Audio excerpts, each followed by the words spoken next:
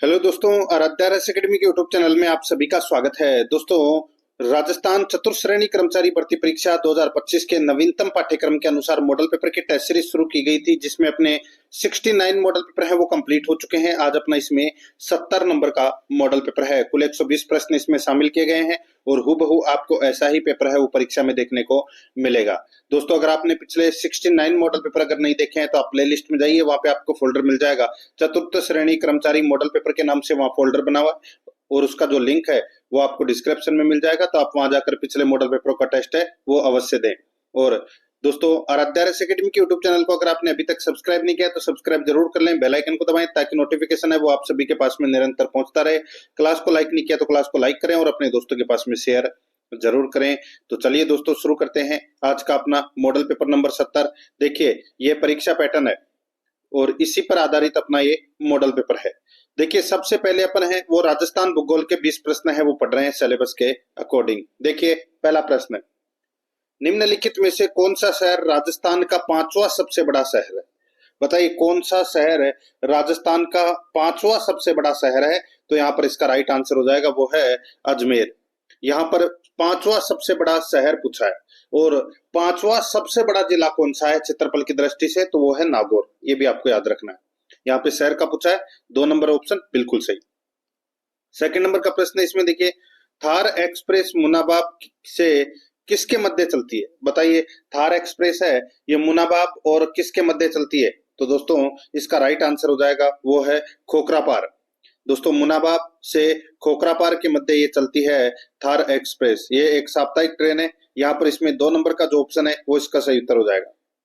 Next है, आगे देखिए, 3 नंबर का प्रश्न है, निम्नलिखित में से राजस्थान में कौन से टाइगर रिजर्व है? बताइए, कौन से टाइगर रिजर्व है राजस्थान में? देखिए, सरिस्का है, बिल्कुल है। रामगढ़ विषधारी है, तो दोस्तों ये भी है। रणथंभौर है, तो ये भी है। मुकुंदरा है, तो ये भी है। और धौलपुर करौली रिजर्व है, इसको भी बना दिया गया है। दोस्तों, बिल्कुल सही बात है। तो यहाँ पर ये सारे के सारे हैं ये टाइगर रिजर्व क्षेत्र हैं। तो यहाँ पर इसका राइट आंसर क्या हो जाएगा? वो है ABCDE, सारे सही है। तो यहाँ पर ए नंबर का यानी कि 1 नंबर का ऑप्शन बिल्कुल सही उत्तर हो जाएगा। 4 नंबर का प्रश्न है इसमें, देखिए, लू है। लू क्या है? तो दोस्तों, गर्मियों की जो स्थानीय गर्म हवा है, ठीक है, उसको बोलते हैं लू। ये तो सभी को पता भी होगा। 4 नंबर का ऑप्शन सही उत्तर। 5 नंबर का प्रश्न इसमें, देखिए, राजस्थान में जोधपुर से 8 किलोमीटर पश्चिम में स्थित है कायलाना झील का निर्माण किसने करवाया था? दोस्तों, कायलाना झील का जो निर्माण है वो किसने करवाया था? तो ये सर प्रताप सिंह ने करवाया था। किसने? सर प्रताप सिंह ने। राइट आंसर हो जाएगा यहाँ पे 4 नंबर का ऑप्शन सही। मीठे पानी की झील है दोस्तों ये। 6 नंबर का प्रश्न है इसमें, देखिए, पंचभद्रा झील है। पंचभद्रा झील है तो ये क्या है? तो दोस्तों, ये खारे पानी की झील है। राइट आंसर हो जाएगा यहाँ पे 1 नंबर का ऑप्शन बिल्कुल सही। कहाँ है? बाड़मेर में। 7 नंबर का प्रश्न है, अरावली पर्वत से संबंध पठार नहीं है। बताइए, अरावली पर्वत से संबंधित कौन सा पठार नहीं है? लसाड़िया का है, बोराट का है, उड़िया का है, लेकिन मालवा का पठार है ये दोस्तों अरावली से संबंधित नहीं है। 4 नंबर का ऑप्शन सही उत्तर। 8 नंबर का प्रश्न इसमें, देखिए, सूची फर्स्ट को सूची सेकंड से सुमेलित करना है। सूची फर्स्ट में सॉरी, यहाँ पर अपने को बताना है कि कौन सा सही सुमेलित है, कौन सा सही सुमेलित है वो बताना है कूट का प्रयोग करते हुए, ठीक है। तो देखिए, एक तरफ जिला है, दूसरी तरफ है आकार है। जोधपुर का आकार दोस्तों यहाँ पर अनियमित भुजाकार बहुभुजाकार दे रखा है, ये गलत हो जाएगा। गलत क्यों हो जाएगा? क्योंकि जोधपुर जिले का जो आकार है वो दोस्तों मयूराकार है। कैसा है? मयूराकार। सीकर जिले का जो आकार है वो अर्धचंद्राकार है, बिल्कुल सही बात है। जैसलमेर जिले का आकार यहाँ पर मयूराकार दे रखा है, गलत हो जाएगा। जैसलमेर जिले का आकार दोस्तों अनियमित बहुभुजाकार है, ठीक है। तो ये भी अपना क्या हो जाएगा? गलत हो जाएगा। करौली जिले का जो आकार है वो बत्तकाकार है, दोस्तों बिल्कुल सही बात है। तो यहाँ पर इसमें सही कौन कौन से है? तो इसमें 2 और 4 है वो क्या है? सही है। 2 और 4 कौन से ऑप्शन में? तो यहाँ पर देखिए, 1 नंबर का ऑप्शन राइट आंसर हो जाएगा। 2 और 4 इसमें सही है। 9 नंबर का प्रश्न इसमें, देखिए, मगर मंडी माता का मंदिर कहाँ है, वो कहाँ पर स्थित है? मगर मंडी माता का मंदिर कहाँ पर अवस्थित है? तो दोस्तों, ये निमाज पाली में स्थित है। दोस्तों, ये निमाज पाली में स्थित है मगर मंडी माता का मंदिर। 10 नंबर का प्रश्न इसमें, देखिए, बीसलपुर बांध की अनुमानित ऊंचाई क्या है? बताइए, बीसलपुर बांध की अनुमानित ऊंचाई है वो कितनी है? तो दोस्तों, ऊंचाई तो है 39.5 मीटर, ठीक है। लेकिन यहाँ पे ये दे नहीं रखा, तो यहाँ पर 40 मीटर दे रखा, तो ये सही हो जाएगा। 2 नंबर का ऑप्शन इसका बिल्कुल सही उत्तर हो जाएगा। ये अनुमानित ऊंचाई है 40 मीटर। दोस्तों अगर मैं यहाँ पे फीट की बात करूं तो दोस्तों 130 फीट, 130 फीट इसकी दोस्तों क्या है, ऊंचाई है। और मैं इसकी लंबाई की बात करूं तो दोस्तों 574 मीटर है वो इसकी लंबाई है। तो यहाँ पर इस प्रश्न का जो सही उत्तर हो जाएगा 2 नंबर ऑप्शन सही। 11 नंबर का प्रश्न इसमें देखिए, ओजोन परत संरक्षण हेतु अंतर्राष्ट्रीय दिवस कब मनाया जाता है? ओजोन परत संरक्षण हेतु अंतर्राष्ट्रीय दिवस कब मनाया जाता है? तो दोस्तों ये 16 सितंबर को मनाया जाता है ये अंतर्राष्ट्रीय दिवस। यहाँ पर 2 नंबर का ऑप्शन बिल्कुल सही। 12 नंबर का प्रश्न इसमें देखिए, राजस्थान राज्य में पानी लेखा परीक्षा का मुख्य उद्देश्य क्या है? राजस्थान राज्य में पानी लेखा परीक्षा का मुख्य उद्देश्य क्या है? तो दोस्तों इसका मुख्य उद्देश्य क्या है पानी लेखा परीक्षा का? तो दोस्तों इसका उद्देश्य है जल संबंधी संरचनाओं को प्रभाव, उत्पादकता, रखरखाव और सुरक्षा। जल संबंधी संरचनाओं की प्रभाव, उत्पादकता, रखरखाव और सुरक्षा, ये राजस्थान में पानी लेखा परीक्षा का मुख्य उद्देश्य है। यहाँ पर इसका सही उत्तर हो जाएगा 1 नंबर ऑप्शन सही। 13 नंबर का प्रश्न इसमें देखिए, जनगणना 2011 के अनुसार निम्नलिखित को सुमेलित कीजिए। दोस्तों सुमेलित करना है, एक तरफ है जिला दे रखा है तो दूसरी तरफ लिंगानुपात दे रखा है। देखिए राजसमंद जिले का जो लिंगानुपात है वो दोस्तों कितना है? तो यह है 990। राजस्थान जिले का जो लिंगानुपात है वो कितना है? 990 है। डूंगरपुर का कितना है? डूंगरपुर का सर्वाधिक सबसे ज्यादा है, कितना? 994 लिंगानुपात है। और पाली जिले का जो लिंगानुपात है वो है दोस्तों 987। कितना है? 987। और प्रतापगढ़ का है दोस्तों 983। तो यहाँ पर इस प्रश्न का जो सही उत्तर हो जाएगा वो है इसमें कौन सा? तो इसमें 4132, 4132 इसका राइट आंसर हो जाएगा। कौन से ऑप्शन में है? तो यहाँ पर देखिए 4132, ये 2 नंबर का ऑप्शन है वो इसका सही उत्तर हो जाएगा। 14 नंबर का प्रश्न है, निम्नलिखित में से राजस्थान के किस जिले में रेलवे की सुविधा नहीं है? बताइए रेलवे की सुविधा है वो कहाँ नहीं है? देखिए यहाँ पे मैं आपको बताऊं, सिरोही में है, राजसमंद में है, हनुमानगढ़ में है, लेकिन बांसवाड़ा में नहीं है। यहाँ पर 3 नंबर का ऑप्शन बिल्कुल सही उत्तर हो जाएगा। 15 नंबर का प्रश्न है, सोम कमला अंबा सिंचाई परियोजना स्थित है। सोम कमला अंबा सिंचाई परियोजना कहाँ पर स्थित है? तो दोस्तों ये डूंगरपुर में है। कहाँ पर है? डूंगरपुर में। यहाँ पर इसमें 3 नंबर ऑप्शन सही उत्तर। 16 नंबर का प्रश्न है, निम्नलिखित में से कौन सा अभ्यारण्य करौली जिले में स्थित है? बताइए करौली जिले में कौन सा अभ्यारण्य है? तो दोस्तों इसका राइट आंसर हो जाएगा वो है इसमें देखिए सोरसेन 12 में, गजनेर बीकानेर में, बंद बारेठा कहाँ है? भरतपुर में। तो यहाँ पर इसमें दोस्तों केला देवी इसका राइट आंसर हो जाएगा। यहाँ पर इसमें 2 नंबर का जो ऑप्शन है वो इसका सही उत्तर। आगे देखिए यहाँ पे 17 नंबर का प्रश्न है, निम्न में से कौन सा मृदाओं के द्वितीयक पोषक तत्व का उदाहरण नहीं है? बताइए निम्न में से कौन सा मृदाओं के द्वितीयक पोषक तत्वों का उदाहरण नहीं है? तो दोस्तों यहाँ पर देखिए बोरान है, मैग्नीज है, कॉपर है, लेकिन पोटास नहीं है। ठीक है, राइट आंसर हो जाएगा यहाँ पे 1 नंबर का ऑप्शन सही उत्तर पोटास। 18 नंबर का प्रश्न इसमें देखिए, यदि आप लूनी नदी के किनारे इसके उद्गम से अंत की यात्रा करते हैं तो आप इसकी सहायक नदियों को किस क्रम में पाएंगे? नीचे दिए गए कोड का प्रयोग करते हुए अपने को सही उत्तर को चुनना है। दोस्तों देखिए लूनी नदी का जो उद्गम है वो दोस्तों अजमेर के नागपाड़ से होता है। प्रारंभ में इसका नाम है वो सागरमती होता है। अब दोस्तों यहाँ पर देखिए इसकी सहायक नदियों की अगर मैं बात करूं तो यहाँ पे क्रम बताना है। तो क्रम में दोस्तों सबसे पहले इसमें गुइया, सबसे पहले इसमें गुइया, फिर दोस्तों इसमें बांडी, ठीक है, फिर दोस्तों इसमें सूकड़ी और फिर इसमें दोस्तों जवाई। तो ये क्रम है, यानी कि सबसे पहले इसमें गुइया मिलेगी, फिर मिलेगी दोस्तों इसमें बांडी, फिर मिलेगी दोस्तों इसमें सूकड़ी और फिर मिलेगी इसमें जवाई। तो यहाँ पर ये क्रम है। इस प्रश्न का जो सही उत्तर हो जाएगा वो है दोस्तों इसमें 4 2 1 3, 4 2 1 3 इसका बिल्कुल सही उत्तर इसमें हो जाएगा। यानी कि 2 नंबर का जो ऑप्शन है वो इसका सही उत्तर 4 2 1 3। 19 नंबर का प्रश्न इसमें देखिए, राजस्थान का पश्चिम से पूर्व देशांतरीय विस्तार है। राजस्थान का पश्चिम से पूर्व देशांतरीय विस्तार है वो दोस्तों कितना है? तो ये है 69.5 डिग्री पूर्वी देशांतर से 78 डिग्री 17 मिनट पूर्वी देशांतर। कौन सा ऑप्शन हो जाएगा? 69.5 यानी कि 4 नंबर का जो ऑप्शन है वो इसका बिल्कुल सही उत्तर हो जाएगा इसमें। आगे देखिए 20 नंबर का प्रश्न है, विंध्यन क्रम की आडावाला पहाड़ियां राजस्थान के किस या कौन से क्षेत्र में पाई जाती है? विंध्यन क्रम की आडावाला पहाड़ियां राजस्थान के किस या कौन से क्षेत्र में पाई जाती है? तो दोस्तों इसका राइट आंसर हो जाएगा ये बूंदी सवाई माधोपुर में पाई जाती है दोस्तों। 2 नंबर का जो ऑप्शन है वो इसका बिल्कुल सही उत्तर हो जाएगा बूंदी सवाई माधोपुर में। दोस्तों अपन ने देखिए राजस्थान भूगोल से संबंधित 20 प्रश्न है वो पढ़े हैं। अब अपन राजस्थान इतिहास एवं कला संस्कृति से संबंधित 20 प्रश्न है वो पढ़ेंगे सिलेबस के अकॉर्डिंग। 21 नंबर का प्रश्न है, मूछाला महावीर मंदिर स्थित है। मूछाला महावीर मंदिर कहां पर स्थित है बताइए? तो दोस्तों ये घानेराव में है। कहां पर है? घानेराव में। 1 नंबर ऑप्शन बिल्कुल सही।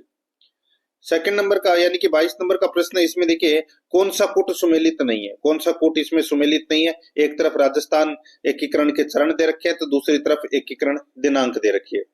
देखिए राजस्थान का तीसरा चरण है वो 18 अप्रैल 1948 को हुआ था, बिल्कुल सही है। अब दोस्तों यहाँ पर देखिए राजस्थान का चतुर्थ चरण एकीकरण का 30 मार्च 1948। अब आप यहाँ पर ये देख सकते हैं, देखिए पहला तो हुआ है तीसरा तो हुआ है 18 अप्रैल 1948 को, और चौथा दोस्तों यहाँ पर दे रखा है 30 मार्च 1948 को। तो पहले चौथा आएगा तीसरा, तो ये आप यहाँ पर देख सकते हैं ये 18 अप्रैल और ये 30 मार्च। तो पहले तो दोस्तों इसमें 30 मार्च आता है ना, यानी कि तीसरा चरण होना चाहिए था, अगर होना चाहिए था तो ये गलत हो जाएगा। दोस्तों ये 30 मार्च को तो हुआ था, ये तो बात बिल्कुल सही है, लेकिन यहाँ पर सन है वो गलत दे रखी है। तो चौथा चरण है वो 30 मार्च 1949 को हुआ था। इसमें 4 बड़ी रियासतों को शामिल किया गया था, ये भी आपको इसमें याद रखना है। देखिए यहाँ पे 5वां चरण है ये 15 मई 1949 को हुआ, बिल्कुल सही बात है। छठा चरण है ये दोस्तों 26 जनवरी 1950 को हुआ, तो दोस्तों ये भी बिल्कुल सही है। तो यहाँ पर इसमें राइट आंसर क्या हो जाएगा? बी नंबर का ऑप्शन बिल्कुल सही। बी नंबर का ऑप्शन कौन से ऑप्शन में है? तो सेकंड नंबर के ऑप्शन में है, ठीक है, कूट भाषा में दे रखा था यहाँ पे। 23 नंबर का प्रश्न इसमें देखिए, ब्रिटिश काल के दौरान राजस्थान में खरड़ा बताइए, ब्रिटिश काल के दौरान राजस्थान में खरड़ा क्या था? खरड़ा, तो दोस्तों खरड़ा है ये श्रमजीवी जातियों से वसूली जाने वाली राशि है। श्रमजीवी जातियों से वसूली जाने वाली राशि है ये खरड़ा। यहाँ पर इसमें 3 नंबर का जो ऑप्शन है वो इसका सही उत्तर हो जाएगा। 24 नंबर का प्रश्न इसमें देखिए, विद्यार्थी यूथ लीग 1929 ईस्वी की स्थापना दिल्ली में किसने की? विद्यार्थी यूथ लीग की स्थापना दिल्ली में किसने की? तो दोस्तों इसका राइट आंसर हो जाएगा वो है, किसने की थी? तो इसका राइट आंसर हो जाएगा टीकाराम पालीवाल ने। टीकाराम पालीवाल ने, 1 नंबर ऑप्शन सही। 25 नंबर का प्रश्न है, उस स्थान को चिन्हित कीजिए जो किसी भी प्रकार तेजाजी से संबंधित नहीं है। उस स्थान को चिन्हित कीजिए जो किसी भी प्रकार तेजाजी से संबंधित नहीं है। तो दोस्तों देखिए यहाँ पे आपको पता तो चल ही गया होगा। देखिए चौथा ऑप्शन और आपको दिखा देता हूं मैं, यहाँ पे खडनाल है, ठीक है, तो खडनाल तो तेजाजी से संबंधित है ही। इसके अलावा दोस्तों यहाँ पर देखिए सुरसुरा है, परबसर है। तो दोस्तों ये तीनों स्थान है वो तेजाजी से संबंधित है, लेकिन यहाँ पर पिचियाक दे रखा है, पिचियाक है यहाँ पर दे रखा है, ये दोस्तों इसमें गलत हो जाएगा। तो यहाँ पर इसका राइट आंसर क्या हो जाएगा? 1 नंबर का ऑप्शन बिल्कुल सही उत्तर इसमें हो जाएगा मित्रों।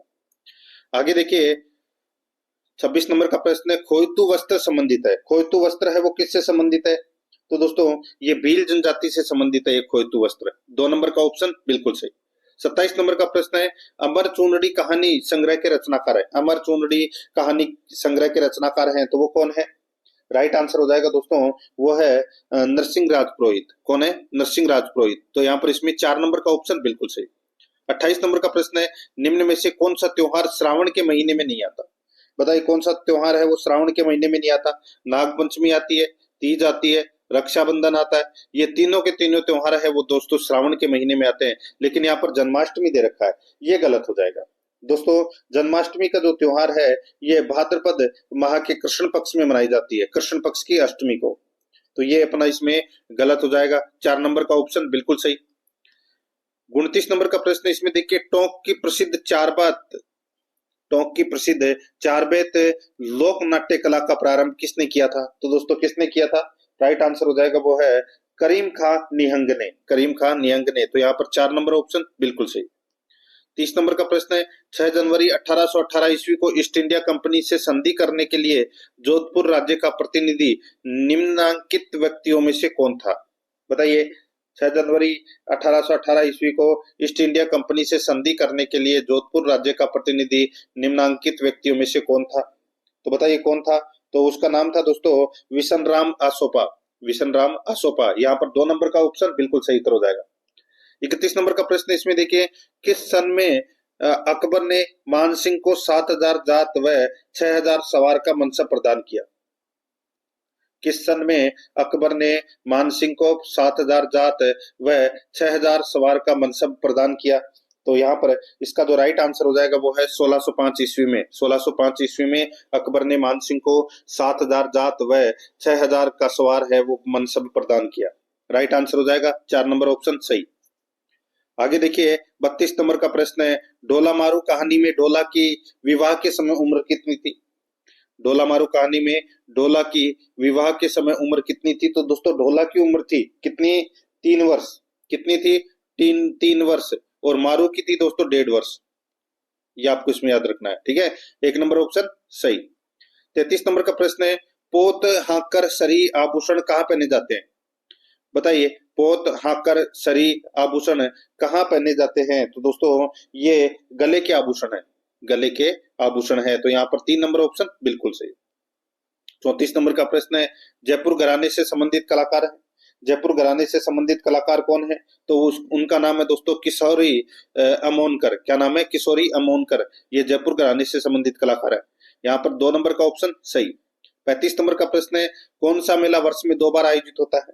तो दोस्तों कौन सा मेला वर्ष में 2 बार आयोजित होता है? तो दोस्तों करणी माता का मेला है, ये वर्ष में 2 बार आयोजित होता है। एक चैत्र नवरात्रि और एक शरदीय नवरात्रि, ठीक है।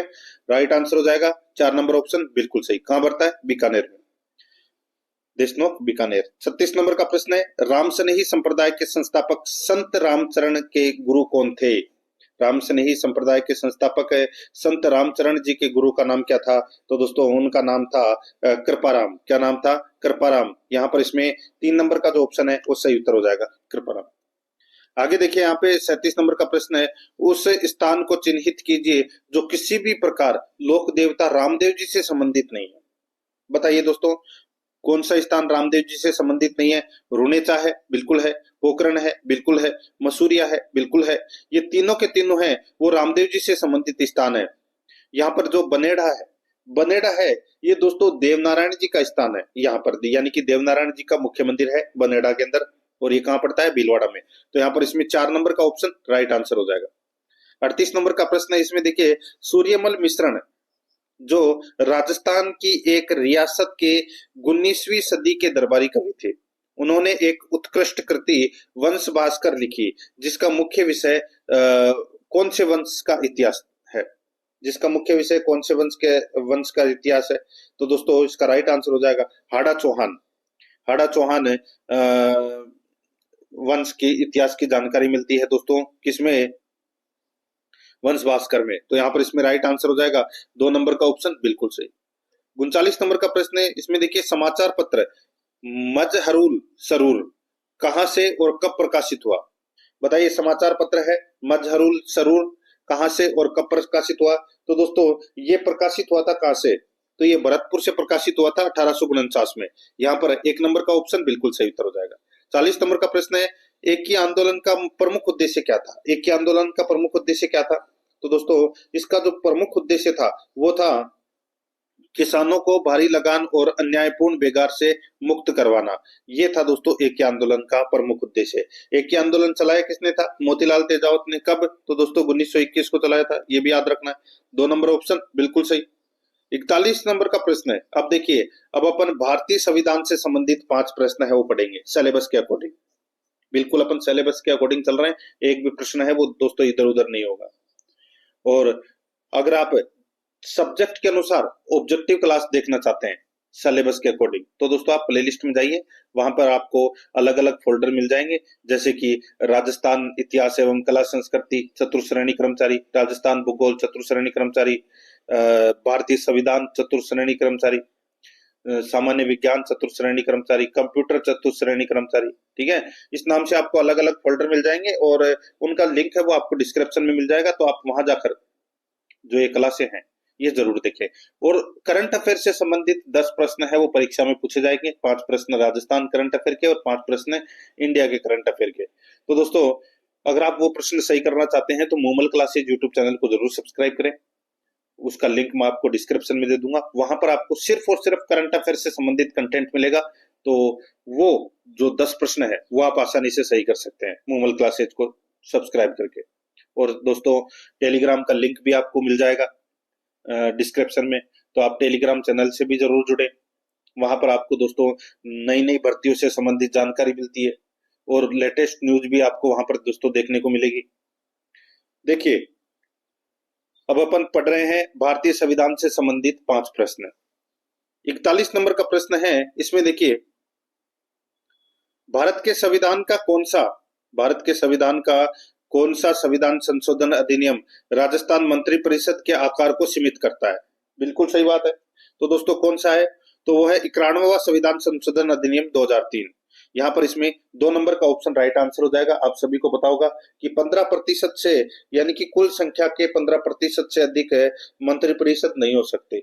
जैसे कि राजस्थान विधानसभा में 200 सीट है, तो 200 का आप 15% निकाल लीजिए, कितना होगा? 30 होगा, ठीक है। तो 30 से ज्यादा मंत्री है वो नहीं हो सकते। यहाँ पर इसमें 2 नंबर का ऑप्शन बिल्कुल सही, ये मंत्री परिषद के आकार को सीमित करता है। 42 नंबर का प्रश्न, इसमें देखिए, भारत के संविधान के निम्नलिखित में से किस अनुच्छेद में यह उल्लेख किया गया है कि यह भारत के प्रत्येक नागरिक का कर्तव्य होगा कि वह संविधान का पालन करे और उसके आदर्शों, संस्थाओं, राष्ट्रध्वज और राष्ट्रगान का आदर करे? बताइए दोस्तों, ये कौन से अनुच्छेद में यह उल्लेख किया गया है कि यह भारत के प्रत्येक नागरिक का कर्तव्य होगा कि वह संविधान का पालन करे, उसके आदर्शों, संस्थाओं, राष्ट्रध्वज और राष्ट्रगान का आदर करे? तो यहाँ पर इस प्रश्न का राइट आंसर हो जाएगा, वो है इसमें अनुच्छेद 51A। तो यहाँ पर इसमें 3 नंबर का जो ऑप्शन है वो इसका बिल्कुल सही उत्तर हो जाएगा। 43 नंबर का प्रश्न, इसमें देखिए, भारतीय संविधान के अनुच्छेद 44 का उद्देश्य क्या है? बताइए, अनुच्छेद 44 का उद्देश्य क्या है? तो दोस्तों इसका उद्देश्य है भारत के राज्य क्षेत्र में नागरिकों के लिए एक समान नागरिक संहिता सुनिश्चित करना। यह है दोस्तों अनुच्छेद 44 में। तो यहाँ पर इसका राइट आंसर हो जाएगा 1 नंबर का ऑप्शन बिल्कुल सही। ये नीति निर्देशक तत्वों में आते हैं दोस्तों। आगे देखिए, 44 नंबर का प्रश्न है, भारतीय संविधान में न्यायपालिका की स्वतंत्रता की अवधारणा कहां से ली गई है? न्यायपालिका की स्वतंत्रता की अवधारणा है वो कहां से ली गई है? तो दोस्तों ये अवधारणा ली गई है कहां से? तो ये संयुक्त राज्य अमेरिका से ली गई है दोस्तों, संयुक्त राज्य अमेरिका से ली गई है। तो यहाँ पर इसमें 2 नंबर ऑप्शन सही। 45 नंबर का प्रश्न है, नियुक्ति या पदों में आरक्षण का प्रावधान निम्न में से किस अनुच्छेद के अंतर्गत किया गया है? नियुक्ति या पदों में आरक्षण का प्रावधान निम्न में से किस अनुच्छेद के अंतर्गत किया गया है? तो यहाँ पर इसका राइट आंसर हो जाएगा कौन से अनुच्छेद के तहत? तो दोस्तों अनुच्छेद 16(4) के तहत, अनुच्छेद 16(4) के तहत नियुक्ति या पदों में आरक्षण का प्रावधान है वो किया गया है। 2 नंबर का ऑप्शन बिल्कुल सही। आगे देखिए, यहाँ पे अब अपन भाग 4 के अंदर राजस्थान पॉलिटी से संबंधित 5 प्रश्न है वो पढ़ेंगे सिलेबस के अकॉर्डिंग। 46 नंबर का प्रश्न है, वर्तमान में राजस्थान के सूचना आयुक्त कौन है? वर्तमान में राजस्थान के सूचना आयुक्त कौन है? तो दोस्तों सूचना आयुक्त कौन है? दोस्तों यहाँ पर देखिए, सुरेश चंद्र गुप्ता, महेंद्र कुमार पारख और टीकाराम शर्मा, ये तीनों ही दोस्तों क्या है, वर्तमान में राजस्थान में सूचना आयुक्त है। देखिए 3 तो सूचना आयुक्त है और 1 मुख्य सूचना आयुक्त है, ठीक है। तो मुख्य सूचना आयुक्त तो हैं श्री मोहनलाल लाठर हैं और सूचना आयुक्त हैं सुरेश चंद्र गुप्ता, महेंद्र कुमार पारख और टीकाराम शर्मा। तो यहाँ पर इस प्रश्न का राइट आंसर हो जाएगा वो है उक्त सभी। 4 नंबर ऑप्शन सही। 47 नंबर का प्रश्न है, इसमें देखिए, यदि किसी ऐसे व्यक्ति को राज्य का मंत्री बनाया जाता है जो राज्य विधायिका का सदस्य नहीं है, तो इस विषय में संवैधानिक प्रावधान क्या है? यदि किसी ऐसे व्यक्ति को राज्य का मंत्री बनाया जाता है जो राज्य विधायिका का सदस्य नहीं है, तो इस विषय में संवैधानिक प्रावधान क्या है? तो इस विषय में दोस्तों संवैधानिक प्रावधान है वो क्या है? संवैधानिक प्रावधान दोस्तों इसमें उसका 6 माह के भीतर निर्वाचन किया जाए, उसका 6 माह के भीतर निर्वाचन किया जाए, ये संवैधानिक प्रावधान है। यहाँ पर 1 नंबर का जो ऑप्शन है उसका सही उत्तर हो जाएगा। 48 नंबर का प्रश्न इसमें देखिए, संसद में राजस्थान से कितने सदस्य चुने जाते हैं? संसद से राजस्थान में या संसद में राजस्थान से कितने सदस्य चुने जाते हैं? तो बताइए कितने? तो 35 सदस्य चुने जाते हैं, जिसमें से 10 तो राज्यसभा के लिए होते हैं और 25 है वो लोकसभा के लिए होते हैं। तो यहाँ पर 3 नंबर ऑप्शन बिल्कुल सही। 49 नंबर का प्रश्न इसमें देखिए, संवैधानिक उपचारों के अधिकार के संदर्भ में निम्न कथनों पर विचार कीजिए। दोस्तों संवैधानिक उपचारों के अधिकार से संबंधित निम्न कथनों पर दोस्तों विचार कीजिए, यानी कि यहाँ पे बात हो रही है अनुच्छेद 32 की। इसमें देखिए यहाँ पर डॉक्टर भीमराव अंबेडकर ने इस अधिकार को संविधान का हृदय एवं आत्मा की संज्ञा दी है। बिल्कुल सही बात है दोस्तों, अनुच्छेद 32 को संविधान का हृदय और आत्मा की संज्ञा दी है डॉक्टर भीमराव अंबेडकर ने, बिल्कुल सही बात है।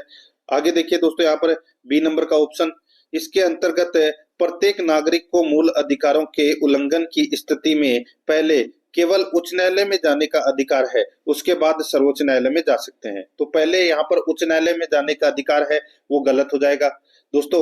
आप सीधे सर्वोच्च न्यायालय में भी जा सकते हैं और उच्च न्यायालय में भी जा सकते हैं। यहाँ पर पहले केवल ये चीज है वो गलत दे रखी है। स्थिति में आप उच्च न्यायालय भी जा सकते हैं और सुप्रीम कोर्ट भी जा सकते हैं, कहीं भी जा सकते हैं आप। तो केवल उच्च न्यायालय जाने का अधिकार नहीं है दोस्तों, ठीक है, कहीं भी जा सकते हैं, आपकी मनमर्जी के ऊपर है। तो यहाँ पर सेकंड नंबर का ऑप्शन है वो गलत हो जाएगा। अपने को यहाँ पर बताना था उपयुक्त कथनों में से कौन सा कथन सही है, तो यहाँ पर पहला ही कथन है वो सही है, दूसरा इसमें गलत है। तो यहाँ पर इसका राइट आंसर हो जाएगा केवल एक नंबर का ऑप्शन बिल्कुल सही। आगे देखिए 50 नंबर का प्रश्न है, निम्नांकित अधिकारियों में से कौन राजस्थान में मंत्री परिषद के सचिव के रूप में कार्य करता है? निम्नांकित अधिकारियों में से कौन राजस्थान में मंत्री परिषद के सचिव के रूप में कार्य करता है? तो यहाँ पर इस प्रश्न का राइट आंसर हो जाएगा वो है, बताइए कौन मंत्री परिषद के सचिव के रूप में कार्य करता है? तो दोस्तों बताइए कौन करता है? तो वो करता है मुख्य सचिव, और मुख्य सचिव की नियुक्ति कौन करता है दोस्तों? मुख्यमंत्री। राइट आंसर हो जाएगा यहाँ पे 2 नंबर ऑप्शन सही। अब देखिए भाग 5 के अंदर सामान्य विज्ञान से संबंधित अपन 5 प्रश्न है वो पढ़ रहे हैं। देखिए 51 नंबर का प्रश्न है, स्नेल का नियम दिया जाता है। दोस्तों स्नेल का नियम है वो दिया जाता है, तो ये साइन आई बटा साइन आर, साइन आई बटा साइन आर, ये है दोस्तों इसका नियम। तो यहाँ पर इसका राइट आंसर हो जाएगा दोस्तों 2 नंबर का जो ऑप्शन है वो इसका बिल्कुल सही, साइन आई बटा साइन आर। आगे देखिए 52 नंबर का प्रश्न है, वातावरण में सबसे अधिक मात्रा में मौजूद तत्व है। वातावरण में सबसे अधिक मात्रा में मौजूद तत्व है तो वो कौन सा है, बताइए। तो दोस्तों कौन सा है वो? तो यहाँ पर इसका राइट आंसर हो जाएगा ये तो सभी को पता होगा दोस्तों, नाइट्रोजन है 78%। तो यहाँ पर इसमें 3 नंबर का ऑप्शन बिल्कुल सही। आगे देखिए 53 नंबर का प्रश्न है, ग्रीन हाउस इफेक्ट वह प्रक्रिया है, ग्रीन हाउस इफेक्ट वह प्रक्रिया है जिसमें वायुमंडलीय कार्बन डाइऑक्साइड द्वारा इंफ्रारेड विकिरण शोषित कर लिए जाने से वायुमंडल का तापमान बढ़ता है। जिसमें वायुमंडलीय कार्बन डाइऑक्साइड द्वारा इंफ्रारेड विकिरण शोषित कर लिए जाने से वायुमंडल का तापमान बढ़ता है, यह है ग्रीन हाउस इफेक्ट। तो यहाँ पर इसका राइट आंसर हो जाएगा 2 नंबर ऑप्शन सही। 54 नंबर का प्रश्न इसमें देखिए, निम्नलिखित में से किस रोग को टीकाकरण द्वारा नहीं रोका जा सकता? किस रोग को टीकाकरण द्वारा नहीं रोका जा सकता? तो दोस्तों यहाँ पर देखिए पोलियो को रोका जा सकता है, डिप्थीरिया को रोका जा सकता है, निमोनिया को रोका जा सकता है, लेकिन यहाँ पे अमीबाइसिस को नहीं रोका जाता। ये दोस्तों पेट से संबंधित बीमारी है, ठीक है, इसको नहीं रोका जा सकता टीकाकरण के द्वारा। तो यहाँ पर इसमें 4 नंबर का ऑप्शन सही। आगे देखिए यहाँ पे 55 नंबर का प्रश्न है, त्वचा का मुख्य संगठक कौन है? त्वचा का मुख्य संगठक है वो कौन है? तो वो है दोस्तों कोलेजन। क्या है? कोलेजन। यहाँ पर 1 नंबर का जो ऑप्शन है वो इसका सही उत्तर हो जाएगा कोलेजन। अब देखिए भाग 6 के अंदर दोस्तों करंट अफेयर से संबंधित 5 प्रश्न है वो पढ़ेंगे। मैंने आपको बताया दोस्तों, आप प्लेलिस्ट में जाओगे तो वहां पर आपको अलग अलग फोल्डर मिल जाएंगे, ठीक है। और मूमल क्लासेज यूट्यूब चैनल को जरूर सब्सक्राइब करें। वहां पर दोस्तों सिर्फ और सिर्फ करंट अफेयर से संबंधित आपको चीजें देखने को मिलेगी, तो वो क्लासेज जरूर देखें आप, क्योंकि 10 प्रश्न पूछे जाएंगे। बहुत बड़ी चीज है दोस्तों ये। देखिए, अब अपन करंट अफेयर से संबंधित 5 प्रश्न है वो पढ़ रहे हैं। यहाँ पर आप देख सकते हैं 56 नंबर का प्रश्न है, हरित भारत के लिए राष्ट्रीय अभियान यानी कि national mission for green India के संदर्भ में कौन सा कथन सत्य नहीं है? हरित भारत के लिए राष्ट्रीय अभियान national mission for green India के संदर्भ में कौन सा कथन सत्य नहीं है? बताइए कौन सा कथन सत्य नहीं है? तो दोस्तों यह जलवायु परिवर्तन पर राष्ट्रीय कार्य योजना के 9 रूपरेखित अभियानों यानी कि मिशन में से एक है। यह जलवायु परिवर्तन पर राष्ट्रीय कार्य योजना के 9 रूपरेखित अभियानों में से एक है। तो यहाँ पर इसका राइट आंसर हो जाएगा, ये कथन है वो दोस्तों अपना इसमें पहला ही है वो क्या हो जाएगा? गलत हो जाएगा। पहला ही है वो इसमें क्या हो जाएगा? गलत हो जाएगा। बाकी देखिए इसका जो बताया मैंने आपको यहाँ पे हरित भारत के लिए राष्ट्रीय अभियान के संदर्भ में और बाकी कथन देखिए वो सही है। इसका उद्देश्य भारत में हास घटते वन क्षेत्र की सुरक्षा पुनर्स्थापना को बढ़ावा देना है, बिल्कुल सही है।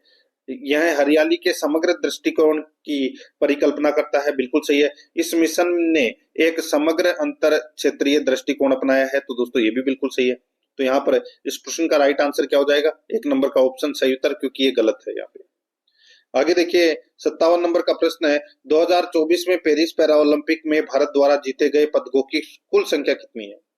2024 में पेरिस पैरा ओलंपिक में भारत द्वारा जीते गए पदकों की कुल संख्या कितनी है? तो दोस्तों पदकों की कुल संख्या कितनी है?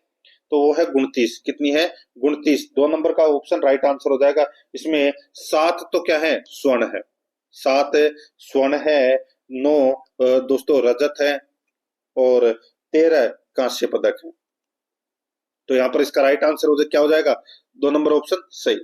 58 नंबर का प्रश्न इसमें देखिए, भारत सरकार की नई राष्ट्रीय शिक्षा नीति में 10+2 विद्यालय शिक्षा प्रणाली को किसमें बदल दिया गया है? बताइए, भारत सरकार की नई राष्ट्रीय शिक्षा नीति में 10+2 विद्यालय शिक्षा प्रणाली को किसमें बदल दिया गया है? तो दोस्तों ये बदल दिया गया है किसमें? तो ये 5+3+3+4, ठीक है। यहाँ पर 3 नंबर का जो ऑप्शन है वो इसका राइट आंसर हो जाएगा। 59 नंबर प्रश्न इसमें देखिए, भारत के नए संसद भवन की इमारत की अभिकल्पना डिजाइन किसने की? भारत के नए संसद भवन की इमारत की अभिकल्पना किसने की? तो दोस्तों किसने की है? तो ये की बिमल पटेल ने। यहाँ पर 3 नंबर का ऑप्शन राइट आंसर हो जाएगा, बिमल पटेल ने। 3 नंबर ऑप्शन सही। 60 नंबर का प्रश्न इसमें देखिए, 3 दिसंबर 2024 को राष्ट्रीय दिव्यांगजन सशक्तिकरण पुरस्कार 2024 से किन जिलों को सम्मानित किया गया? 3 दिसंबर 2024 को राष्ट्रीय दिव्यांगजन सशक्तिकरण पुरस्कार 2024 से किन जिलों को सम्मानित किया गया? तो दोस्तों किन जिलों को सम्मानित किया गया? तो यहाँ पर इसका जो राइट आंसर हो जाएगा वो है इसमें देखिए, इसमें सलुम्बर व डूंगरपुर को दोस्तों इसमें सम्मानित किया गया। यहाँ पर 1 नंबर का ऑप्शन बिल्कुल सही। अब दोस्तों अपन भाग 7 के अंदर राजस्थान करंट अफेयर से संबंधित 5 प्रश्न है वो पढ़ रहे हैं। देखिए 61 नंबर का प्रश्न है, मुख्यमंत्री अमृत आहार योजना के तहत 1 अप्रैल 2025 से सप्ताह में कितने दिन दूध उपलब्ध कराया जाएगा? 1 अप्रैल 2025 से सप्ताह में कितने दिन दूध उपलब्ध कराया जाएगा? तो दोस्तों इसका राइट आंसर हो जाएगा वो है कितने दिन दूध उपलब्ध करवाया जाएगा? तो दोस्तों 5 दिन। यहाँ पर इसमें 2 नंबर का ऑप्शन बिल्कुल सही उत्तर हो जाएगा, 5 दिन। आगे देखिए यहाँ पे 62 नंबर का प्रश्न है, श्री अन्न किसान मेला कहाँ आयोजित किया गया? श्री अन्न किसान मेला है वो कहाँ पर आयोजित किया गया? तो दोस्तों ये अन्न किसान मेला है, ये आयोजित किया गया दोस्तों गुड़ामालानी बाड़मेर में। गुड़ामालानी बाड़मेर में। यहाँ पर 1 नंबर का ऑप्शन सही। 63 नंबर का प्रश्न है, बांध सुरक्षा पुनर्वास एवं बांध सुरक्षा अधिनियम 2021 पर राज्य स्तरीय सम्मेलन कहाँ आयोजित हुआ? बांध सुरक्षा पुनर्वास एवं बांध सुरक्षा अधिनियम 2021 पर राज्य स्तरीय सम्मेलन कहाँ आयोजित हुआ? तो दोस्तों ये आयोजित हुआ उदयपुर में। यहाँ पर इसमें 3 नंबर का ऑप्शन बिल्कुल सही, उदयपुर में। 64 नंबर का प्रश्न इसमें देखें, continuous real time noise monitoring system लगाया जाएगा। दोस्तों continuous real time noise monitoring system लगाया जाएगा, तो ये कहां पर लगाया जाएगा? तो दोस्तों ये लगाया जाएगा जयपुर में, जोधपुर में, कोटा में, इन सभी क्षेत्रों में लगाया जाएगा। तो यहाँ पर इसका राइट आंसर हो जाएगा उक्त सभी। 4 नंबर ऑप्शन सही।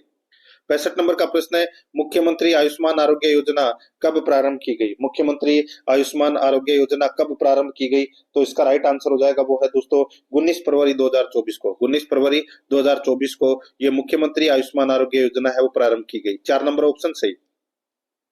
भाग 8 के अंदर दोस्तों कंप्यूटर से संबंधित 5 प्रश्न है वो सिलेबस के अकॉर्डिंग पूछे जाएंगे। तो यहाँ पर ये कंप्यूटर से संबंधित अपन 5 प्रश्न है वो पढ़ रहे हैं।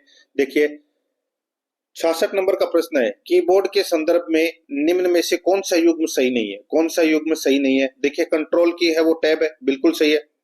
कमांड की कैप्स लॉक, कमांड की दोस्तों कैप्स लॉक, ये गलत हो जाएगा। दोस्तों यहाँ पर जो कैप्स लॉक है वो टॉगल की है, टॉगल की बोलते हैं दोस्तों इसे, ठीक है। और पंक्चुएशन की है वो दोस्तों यहाँ पर सेमीकोलन है, बिल्कुल सही है। नेविगेशन की है वो दोस्तों पेज अप वाली है। तो यहाँ पर इसमें ये गलत कौन सा हो जाएगा? 2 नंबर का ऑप्शन बिल्कुल सही। अब देखिए यहाँ पे 67 नंबर का प्रश्न है, किस एक्सेल विकल्प के बार चार्ट, किस एक्सेल विकल्प के बार चार्ट, लाइन ग्राफ और पाई चार्ट जैसे डेटा का विजुअल रिप्रेजेंटेशन क्रिएट किया जा सकता है? किस एक्सेल विकल्प से बार चार्ट, लाइन ग्राफ और पाई चार्ट जैसे डेटा का विजुअल रिप्रेजेंटेशन क्रिएट किया जा सकता है? तो किसके द्वारा? राइट आंसर हो जाएगा वह चार्ट के द्वारा। यहाँ पर इसमें 3 नंबर ऑप्शन बिल्कुल सही। आगे देखिए यहाँ पे 68 नंबर का प्रश्न है, एमएस वर्ड एक उदाहरण है। तो एमएस वर्ड किसका उदाहरण है? तो दोस्तों ये एप्लीकेशन सॉफ्टवेयर का उदाहरण है, एप्लीकेशन सॉफ्टवेयर का उदाहरण है। 3 नंबर ऑप्शन बिल्कुल सही उत्तर हो जाएगा। 69 नंबर का प्रश्न इसमें देखिए, किस एक्सेल फीचर से उपयोगकर्ता को कुछ सेल में एडिट करने से रोका जा सकता है? किस एक्सेल फीचर से उपयोगकर्ता को कुछ सेल में एडिट करने से रोका जा सकता है? तो यहाँ पर इसका जो राइट आंसर हो जाएगा वो है दोस्तों इसमें बताइए, तो वो है सेल प्रोटेक्शन, सेल प्रोटेक्शन। यहाँ पर 3 नंबर का ऑप्शन बिल्कुल सही उत्तर हो जाएगा, सेल प्रोटेक्शन। आगे देखिए 70 नंबर का प्रश्न है, निम्नलिखित में से कौन सा स्टोरेज एक सिस्टम है? निम्नलिखित में से कौन सा स्टोरेज एक सिस्टम है जहां एक robotic arm computer operating system की मांग के अनुसार ऑफलाइन मास स्टोरेज मीडिया को कनेक्ट या डिस्कनेक्ट करेगा? निम्नलिखित में से कौन सा स्टोरेज एक सिस्टम है जहां एक robotic arm computer operating system की मांग के अनुसार ऑफलाइन मास स्टोरेज मीडिया को कनेक्ट या डिस्कनेक्ट करेगा? तो यहाँ पर इसका राइट आंसर हो जाएगा वो है इसमें टर्शियरी। यहाँ पर 4 नंबर का ऑप्शन बिल्कुल सही, टर्शियरी इसका सही उत्तर हो जाएगा। अब अपन दोस्तों भाग 9 के अंदर हिंदी व्याकरण से संबंधित 20 प्रश्न है वो पढ़ेंगे सिलेबस के अकॉर्डिंग। दोस्तों यहाँ पर देखिए 71 नंबर का प्रश्न है, कर्मचारियों के उपार्जित अवकाश की स्वीकृति हेतु निकाला जाने वाला पत्र कहलाता है। कर्मचारियों के उपार्जित अवकाश की स्वीकृति हेतु निकाले जाने वाला पत्र कहलाता है। तो वो क्या कहलाता है? तो दोस्तों वो पत्र कहलाता है कार्यालय आदेश पत्र कहलाता है। दोस्तों यहाँ पर 2 नंबर का ऑप्शन बिल्कुल सही, कार्यालय आदेश कहलाता है, 2 नंबर ऑप्शन सही।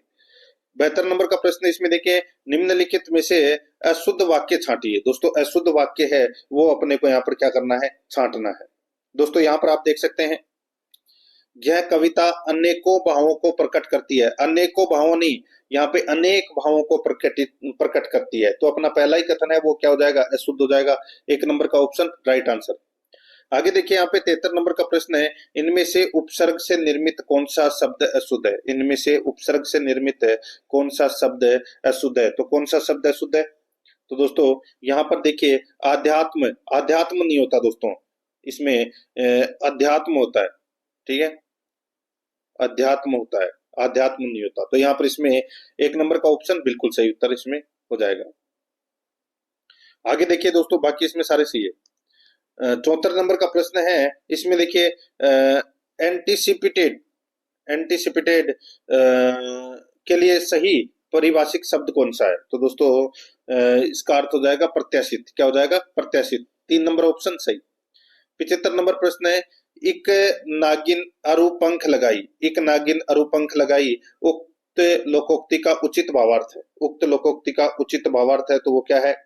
तो दोस्तों भावार्थ है एक दोस्त के साथ दूसरे का जुड़ जाना, एक दोस्त के साथ दूसरे का जुड़ जाना, ये लोकोक्ति का उचित भावार्थ है। इक नागिन अरूपंख लगाई, यहाँ पर 3 नंबर का ऑप्शन बिल्कुल सही। आगे देखिए 76 नंबर का प्रश्न है शतावधानी का अर्थ है, शतावधानी का अर्थ क्या है? तो दोस्तों इसका अर्थ है 100 आदमियों की रक्षा करने वाला, 100 आदमियों की रक्षा करने वाला। यहाँ पर इसमें 2 नंबर का ऑप्शन बिल्कुल सही उत्तर हो जाएगा। 77 नंबर का प्रश्न इसमें देखिए निम्नलिखित में से किसमें शब्द के सामने उसका सही विलोम नहीं है? बताइए किसमें शब्द के सामने उसका सही विलोम नहीं है? तो दोस्तों यहाँ पर इसमें देख सकते हैं, देखिए स्थावर का जंगम हो जाएगा विलोम शब्द, बिल्कुल सही बात है। भेद का विभेद ये गलत हो जाएगा दोस्तों, भेद का जो विलोम होता है वो होता है अभेद। क्या होता है? अभेद या समानता आप बोल सकते हैं, ठीक है। और सलिष्ट का हो जाएगा विविक्त, हव्य का हो जाएगा क्रव्य। तो ये बाकी सही दे रखे हैं, 2 नंबर का ऑप्शन बिल्कुल सही। 78 नंबर का प्रश्न है किस क्रमांक में खिड़की का पर्यायवाची नहीं है? किस क्रमांक में खिड़की का पर्यायवाची नहीं है? तो दोस्तों यहाँ पर देखिए वातायन, ग्वाक्स, झरोखा। तो दोस्तों ये क्या है? तो ये खिड़की के पर्यायवाची हैं, लेकिन यहाँ पे द्वार, ये दरवाजा का पर्यायवाची है दोस्तों। 4 नंबर का ऑप्शन बिल्कुल सही, खिड़की का नहीं है। 79 नंबर प्रश्न है किस क्रम में सही पर्यायवाची नहीं है? तो दोस्तों सही पर्यायवाची किसमें नहीं है? तो दोस्तों यहाँ पर देखिए अलंकार, आभूषण, भूषण, गहना, बिल्कुल सही बात है। आंसू, दोस्तों यहाँ पर नयन, तारिका, नीर दे रखे हैं। तो दोस्तों नीर है वो किसका पर्यायवाची है? तो दोस्तों ये जल का पर्यायवाची है। नयन है ये दोस्तों आंख का पर्यायवाची है। तो यहाँ पर आंसू का ये इसमें गलत दे रखा है। तो यहाँ पर इसमें 2 नंबर ऑप्शन बिल्कुल सही उत्तर हो जाएगा, बाकी इसमें और सही दे रखे हैं। आगे देखिए 80 नंबर का प्रश्न है अहिफेन शब्द का तद्भव होगा, अहिफेन शब्द का तद्भव होगा। तो दोस्तों इसका राइट आंसर हो जाएगा वो है इसमें अहिफेन शब्द का तद्भव होगा तो हो जाएगा अफीम। यहाँ पर इसमें 1 नंबर का ऑप्शन बिल्कुल सही अफीम। 81 नंबर का प्रश्न इसमें देखिए किस विकल्प में सभी शब्द विदेशी मूल के हैं? किस विकल्प में सभी शब्द विदेशी मूल के हैं? तो दोस्तों विदेशी मूल के यहाँ पर मकान, दरवाजा, मकान, दरवाजा इसका सही उत्तर हो जाएगा। 1 नंबर का ऑप्शन बिल्कुल सही, मकान, दरवाजा, ठीक है। आगे देखिए 82 नंबर का प्रश्न है कौन सा शब्द सदैव एक वचन में प्रयुक्त होता है? कौन सा शब्द सदैव एक वचन में प्रयुक्त होता है? तो दोस्तों इसका राइट आंसर हो जाएगा वो है इसमें देखिए बाल, होश और आंसू, ये सदैव एक वचन में प्रयुक्त होते हैं, आकाश नहीं होता। तो यहाँ पर इसमें आंसुओं, ठीक है, बालों, होश, ठीक है, आकाश, आकाश दोस्तों सदैव एक वचन में प्रयुक्त होता है, बाकी दोस्तों ये बहुवचन में होते हैं। आंसू, ठीक है, आंसू, होश और बाल ये तीनों दोस्तों वो बहुवचन में प्रयुक्त होते हैं। तो ये सदैव एक वचन में प्रयुक्त है वो दोस्तों आकाश होता है। यहाँ पर इसमें 3 नंबर ऑप्शन बिल्कुल सही। 83 नंबर का प्रश्न है निम्नलिखित में से किस वाक्य में सकर्मक क्रिया का प्रयोग हुआ है? सकर्मक क्रिया यानी कि क्रम सहित, ठीक है, सीधा सा है, क्रम सहित इसका अर्थ होता है। तो जिसमें कर्म है वो सकर्मक क्रिया है। तो कौन सा हो जाएगा इसमें? रमेश भोजन कर रहा है, तो ये क्या है दोस्तों? कर्म है इसमें। तो यहाँ पर 1 नंबर का ऑप्शन बिल्कुल सही। आगे देखिए 84 नंबर का प्रश्न है सार्वनामिक विशेषण युक्त वाक्य है, सार्वनामिक विशेषण युक्त वाक्य है तो वो कौन सा है? तो दोस्तों इसमें देखिए इतने गुणज और रसिक लोग एकत्र है, इतने गुणज और रसिक लोग एकत्र हैं, ये सार्वनामिक विशेषण युक्त वाक्य है। तो यहाँ पर इसमें 1 नंबर का ऑप्शन बिल्कुल सही उत्तर हो जाएगा। 85 नंबर का प्रश्न इसमें देखिए कौन सा समूह है प्रश्नवाचक सर्वनामों का है? कौन सा समूह है प्रश्नवाचक सर्वनामों का है? तो दोस्तों यहाँ पर इसका राइट आंसर क्या हो जाएगा? वो है कौन, किसे, कब, कौन, किसे, कब, ये प्रश्नवाचक सर्वनामों का है दोस्तों, ये उदाहरण। तो यहाँ पर इसमें 4 नंबर का ऑप्शन सही। नेक्स्ट आगे देखिए भाववाचक संज्ञा के अंतर्गत आते हैं, भाववाचक संज्ञा के अंतर्गत आते हैं तो दोस्तों भाववाचक संज्ञा के अंतर्गत गुण दोष आते हैं। क्या आते हैं? गुण दोष। तो यहाँ पर इसमें गुण दोष आदि 2 नंबर ऑप्शन सही। 87 नंबर प्रश्न है गुर्राहट में कौन सा प्रत्यय है? तो दोस्तों गुर्राहट में कौन सा प्रत्यय है? तो इसमें भाववाचक कृत प्रत्यय है दोस्तों, इसमें भाववाचक कृत प्रत्यय, 3 नंबर ऑप्शन बिल्कुल सही। 88 नंबर का प्रश्न है मुख शब्द में सम उपसर्ग लगाने से बनेगा, मुख शब्द में सम उपसर्ग लगाने से बनेगा तो वो क्या बनेगा? तो दोस्तों वो बनेगा सम्मुख। क्या बनेगा? सम्मुख। 2 नंबर ऑप्शन बिल्कुल सही, सन्मुख। आगे देखिए 89 नंबर प्रश्न है, निम्नलिखित में से कौन से शब्द में विसर्ग संधि है? कौन से शब्द में विसर्ग संधि है? तो दोस्तों यहाँ पर देखिए इसमें मनोनुकूल, मनोनुकूल यानी कि मन है प्लस अनुकूल, ठीक है। तो यहाँ पे मन है के साथ में क्या है? विसर्ग है। तो यहाँ पर इसका राइट आंसर 2 नंबर ऑप्शन हो जाएगा, इसमें विसर्ग संधि है। 90 नंबर का प्रश्न इसमें देखिए, निम्नलिखित में से किसमें संधि नहीं हुई है? बताइए किसमें संधि नहीं हुई है? तो दोस्तों यहाँ पर देखिए अंतः प्लस छल, अंतर छल, ये इसमें गलत हो जाएगा। दोस्तों यहाँ पे र आएगा इसमें, ठीक है, विसर्ग नहीं आएगा। तो यहाँ पर इसमें 3 नंबर का ऑप्शन बिल्कुल सही। अब अपन दोस्तों भाग 10 के अंदर इंग्लिश ग्रामर से संबंधित 15 प्रश्न है वो पढ़ेंगे सिलेबस के अकॉर्डिंग। यहाँ पर देखिए दोस्तों 91 नंबर का प्रश्न है, the most appropriate translation of the following sentence in English will be, यानी कि अपने को इंग्लिश ट्रांसलेट करना है दोस्तों। यहाँ पर आप देख सकते हैं, जल्दी करो अन्यथा तुम लेट हो जाओगे, जल्दी करो अन्यथा तुम लेट हो जाओगे। इसका इंग्लिश वाक्य क्या बनेगा? तो ये बन जाएगा दोस्तों, make haste otherwise you will be late, ठीक है। तो यहाँ पर इसमें राइट आंसर हो जाएगा 1 नंबर ऑप्शन बिल्कुल सही।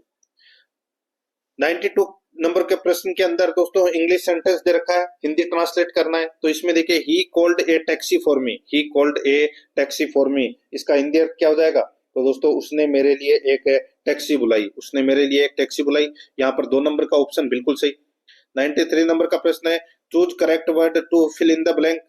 इसमें देखिए the child was running, the child was running carelessly the road. दोस्तों अब यहाँ पर आया है तो यहाँ पे ऑन द रोड आएगा, ठीक है, ऑन द रोड। तो यहाँ पर इसमें 4 नंबर ऑप्शन सही। इसमें भी देखिए प्रीपोजिशन भरना है खालिस्तान में, द बॉय वाज कर्ड। दोस्तों थिरोपिड, बताइए। तो दोस्तों यहाँ पर इसका राइट आंसर इसमें हो जाएगा, इसमें ऑफ थिरोपिड आएगा दोस्तों इसमें, ठीक है। तो यहाँ पर इसका सही उत्तर हो जाएगा 2 नंबर का ऑप्शन सही। 95 नंबर का प्रश्न इसमें देखिए, choose the appropriate determiner to complete the sentence. इसमें देखिए there were people on the beach, there were people on the beach, we sorry so we weren't completely alone, there were people on the beach so we weren't completely alone। तो दोस्तों यहाँ पर इसका जो right answer हो जाएगा वो हो जाएगा ए फ्यू, क्या हो जाएगा? A few. 2 नंबर का ऑप्शन बिल्कुल सही।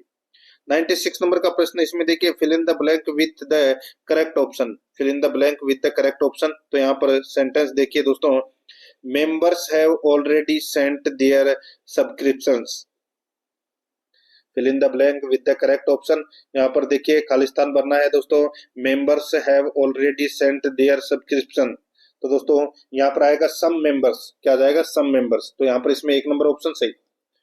आगे देखिए यहाँ पे which among the following is correctly spelled, यानी कि अपने को करेक्ट स्पेलिंग है वो बतानी है यहाँ पर दोस्तों, यानी कि सही स्पेलिंग बतानी है। तो यहाँ पर देखिए सिगरेट, CIGAR ETTE, तो यहाँ पर 4 नंबर का ऑप्शन बिल्कुल सही उत्तर हो जाएगा।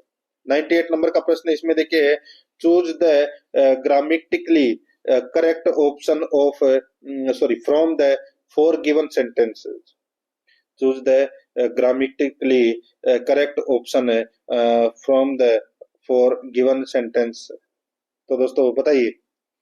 तो दोस्तों ग्रामर की दृष्टि से अपने को करेक्ट सेंटेंस बताना है, तो करेक्ट सेंटेंस हो जाएगा are you coming here today, are you coming here today. तो यहाँ पर 3 नंबर ऑप्शन बिल्कुल सही। आगे देखिए 99 नंबर का प्रश्न है, pick the correct option which transformations the following affirmative sentence to negative, pick the correct option which transforms the following affirmative sentence to negative. तो इसमें देखिए where there is smoke there is fire, where there is smoke there is fire. तो दोस्तों बताइए इसका negative बनाना है, इसका negative क्या हो जाएगा? तो दोस्तों there is no smoke without fire, there is no smoke without fire. तो यहाँ पर इसमें 2 नंबर का ऑप्शन बिल्कुल सही। 100 नंबर का प्रश्न इसमें देखिए, he said to her, he said to her can you work on Saturday can you work on Saturday, indirect speech. तो दोस्तों यहाँ पर इसका राइट आंसर हो जाएगा he asked her if she could work on Saturdays. He asked her if she could work on Saturdays. तो यहाँ पर इसमें 3 नंबर का जो ऑप्शन है वो इसका बिल्कुल सही उत्तर हो जाएगा। 101 नंबर का प्रश्न है, इसमें देखिए choose the correct indirect speech of the following direct speech. Choose the correct indirect speech of the following direct speech. तो इसमें देखिए he said to his servant, he said to his servant do not sit there, do not sit there। तो दोस्तों इसका जो right answer हो जाएगा वो है इसमें he forbade his servant to sit there, he forbade his servant to sit there। तो यहाँ पर इसमें 4 नंबर का ऑप्शन बिल्कुल सही। 102 नंबर का प्रश्न इसमें देखिए the meeting will be addressed by the chairman, the meeting will be addressed by the chairman, change to active voice, change to active voice। तो दोस्तों इसका एक्टिव वॉइस जाएगा the chairman will address the meeting, the chairman will address the meeting। तो यहाँ पर इसमें 3 number का option बिल्कुल सही उत्तर हो जाएगा। 103 नंबर का प्रश्न इसमें देखिए change the following sentence into passive, change the following sentence into passive voice. ठीक है, तो दोस्तों अपने को पैसिव वॉइस बनाना है। सेंटेंस देखिए how have you solved this question, how have you solved this question. तो दोस्तों यहाँ पर इसका जो राइट आंसर हो जाएगा वो है इसमें how has this question been solved by you. तो यहाँ पर 4 नंबर का जो ऑप्शन है वो इसका सही उत्तर हो जाएगा। 104 नंबर का प्रश्न इसमें देखिए I to his house yesterday, I to his house yesterday. तो यहाँ पर इसका राइट आंसर हो जाएगा वो है did not go, did not go. तो यहाँ पर 2 नंबर का जो ऑप्शन है वो इसका बिल्कुल सही उत्तर हो जाएगा। 105 नंबर का प्रश्न इसमें देखिए fill in the blank with the future perfect tense from of the verb given in the bracket. दोस्तों अपने को यहाँ पे टेंस का प्रयोग करते हुए खालिस्तान में भरना है कि क्या आएगा। तो यहाँ पर देखिए Simon seats for us, verb दे रखी है दोस्तों सेव, बताइए। तो दोस्तों यहाँ पे फ्यूचर परफेक्ट टेंस का प्रयोग करते हुए अपने को खालिस्तान भरना है। तो यहाँ पर आएगा would have saved, would have saved. तो यहाँ पर इसमें 3 नंबर का ऑप्शन सही उत्तर। अब दोस्तों अपन भाग 11 के अंदर गणित से संबंधित 15 प्रश्न है वो पढ़ेंगे सिलेबस के अकॉर्डिंग। दोस्तों यहाँ पर देखिए इसमें 106 नंबर का प्रश्न है, देखिए गत 10 मैचों में ए के रनों का औसत 42 था। ठीक है, कितना था? 42 था। तो 10 इंटू 42 कर दीजिए, कितना आएगा? 420। अब आगे देखिए बी का गत 15 मैचों में रनों का औसत 57 था। तो दोस्तों 15 इंटू 57 कर दो, कितना हो जाएगा दोस्तों? 855 हो जाएगा। ठीक है, ये तो हो गया दोस्तों बी का, ये हो गया दोस्तों ए का। दोनों के रनों का औसत स्कोर क्या है? दोनों के रनों का औसत स्कोर क्या है? तो 420 और 855 को जोड़ दीजिए। तो 420 प्लस 855 कितने होते हैं? तो दोस्तों ये हो जाएंगे 1275।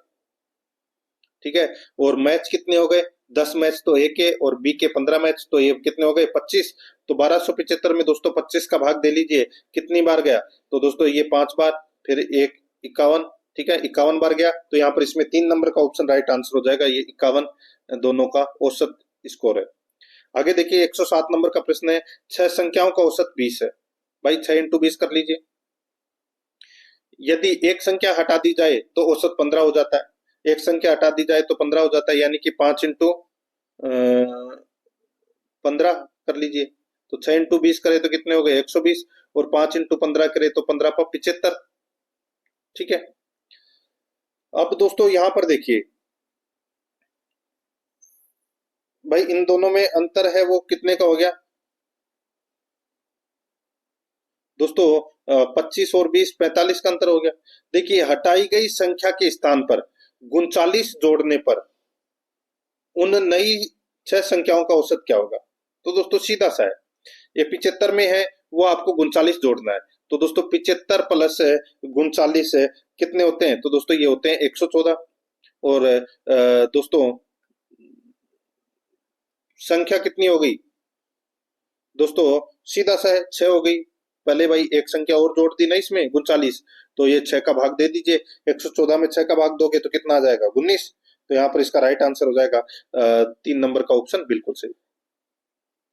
ठीक है, आगे देखिए दोस्तों, यहाँ पे 108 नंबर का प्रश्न है, एक विक्रेता अपनी वस्तुओं को लागत मूल्य से 20% ऊपर अंकित करता है, यानी कि 100 रुपए की वस्तु है, उसके ऊपर वो 120 लिख देता है और 5% की छूट देता है। अब 120 पर वो क्या करता है, 5% की छूट देता है, तो 120 का 5% निकाल लीजिए।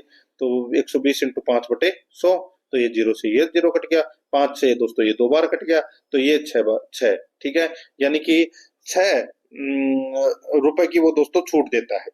तो लाभ कितने का हुआ? तो दोस्तों सीधा सा है, 120 में से 6 गए तो कितने बचे दोस्तों? 114। ठीक है, यानी कि दोस्तों उसे 14% का क्या हो रहा है, लाभ हो रहा है। तो ऑप्शन में यहाँ पर दे नहीं रखा, तो यहाँ पे उक्त में से कोई नहीं, इसका राइट आंसर हो जाएगा। 14% का क्या है दोस्तों, उसको लाभ हो रहा है। आगे देखिए, एक वस्तु को 1754 में बेचने के बाद, एक वस्तु को 1754 में बेचने के बाद अर्जित लाभ, एक वस्तु को 1754 में बेचने के बाद अर्जित लाभ वस्तु को 1492 में बेचने के बाद हानि के बराबर है। वस्तु का लागत मूल्य क्या है? तो वस्तु का लागत मूल्य है वो क्या है दोस्तों? यहाँ पर आप देख सकते हैं कि भाई 1754 में बेचने के बाद अर्जित लाभ वस्तु को 1492 में बेचने के बराबर के बाद हानि के बराबर है। तो दोस्तों सीधा सा हो जाएगा 1754 प्लस दोस्तों 1492 कर लीजिए। ठीक है, वस्तु का लागत मूल्य निकालना है, तो यहाँ पे बटे 2 कर लीजिए, तो कितना आ जाएगा? तो दोस्तों ये हो जाएगा 3246। इसका अपन टोटल करेंगे तो दोस्तों 3246 बटे 2 करोगे तो कितना आ जाएगा? 1623। ठीक है, 1623 रुपए है वो दोस्तों क्या जाएगा इसमें, वस्तु का लागत मूल्य आ जाएगा। तो यहाँ पर है, इसका राइट आंसर क्या हो जाएगा? 3 नंबर का ऑप्शन बिल्कुल सही। आगे देखिए, 110 नंबर प्रश्न है, यदि केले की कीमत को 20% घटाया जाता है और उसी राशि 10 रुपए में 5 केले अधिक खरीदे जा सकते हैं, एक केले का प्रारंभिक कीमत क्या है? दोस्तों मान लीजिए कि दोस्तों केले की कीमत को 20% घटाया जाता है। ठीक है, और यानी कि 20% घटा दिया, तो आप मान सकते हैं जैसे कि 10 रुपए है, 10 रुपए में से 20% घटा दिया तो 8 रुपए हो गया। ठीक है, तो 8 रुपए में देखिए उसी राशि 10 रुपए में 5 केले अधिक खरीदे जा सकते हैं, 5 केले अधिक खरीदे जा सकते हैं। एक केले का प्रारंभिक कीमत क्या है? एक केले की प्रारंभिक कीमत है वो दोस्तों क्या है? तो अब इसमें देखिए भाई, केले की कीमत में 20% घटा दिए, तो देख लीजिए माना कि 10 रुपए में एक्स केले है वो खरीदे जा सकते हैं, तो एक केले की जो प्रारंभिक कीमत है वो क्या हो जाएगी? तो दोस्तों ये हो जाएगी इसमें 10/x, 10/x। ठीक है, अब यदि केलों की कीमत को दोस्तों 20% कम कर दिया जाता है, तो दोस्तों क्या हो जाएगा इसमें? तो 10 रुपए में दोस्तों 5 केले अधिक खरीदे जा सकते हैं, तो दोस्तों यहाँ पर क्या हो जाएगा? 10 रुपए में x प्लस 5 हो जाएगा।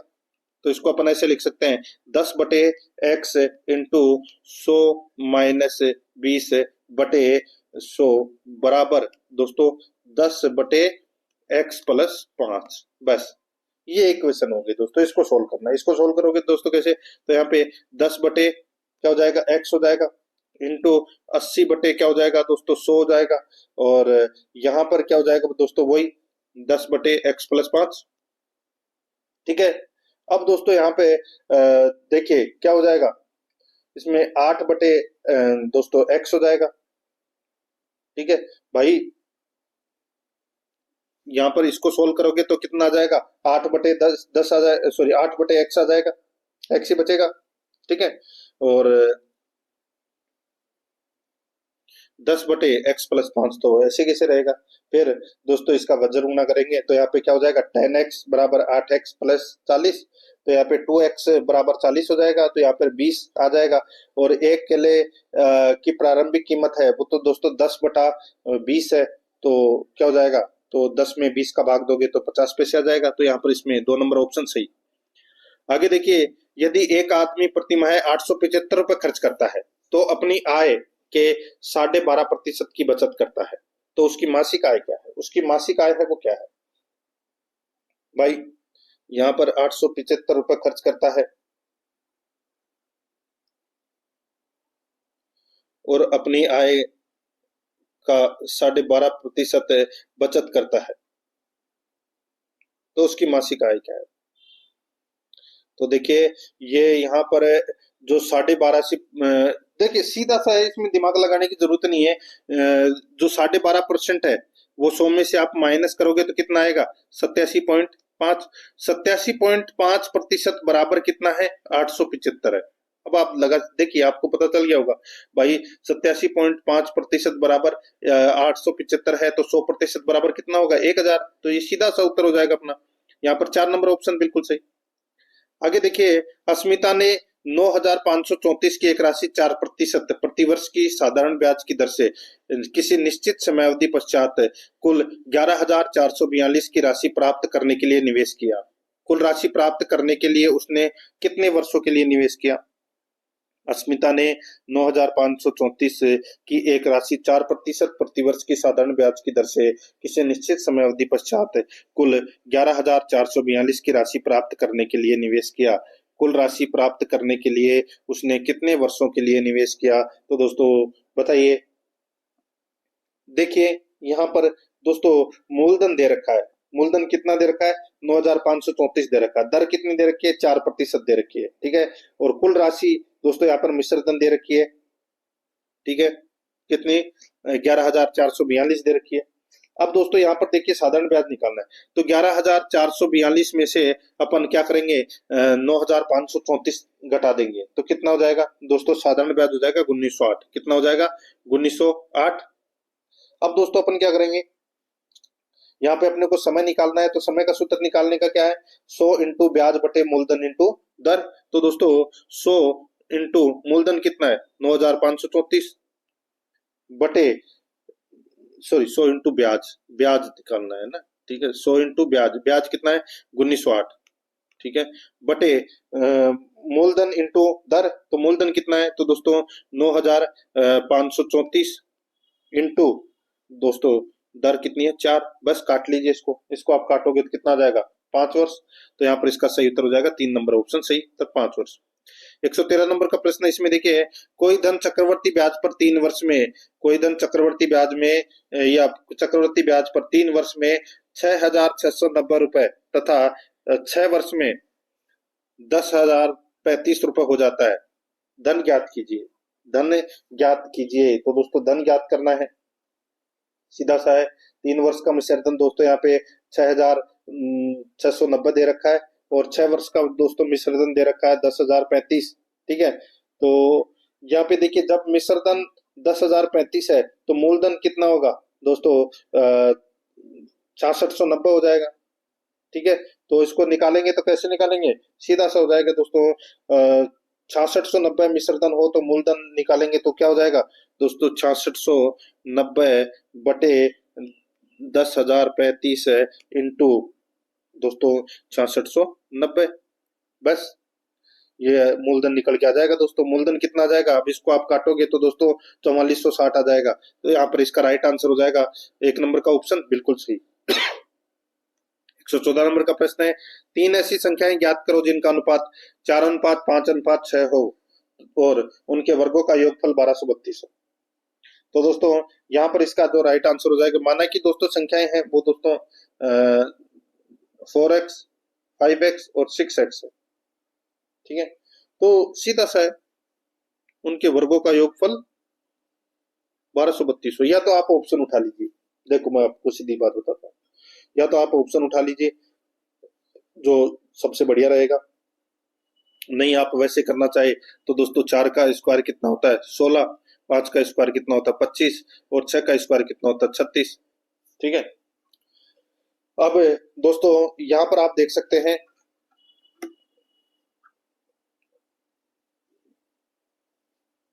ये जो 16 का स्क्वायर, 25 का स्क्वायर और 36 का स्क्वायर, ये आप कर लीजिए।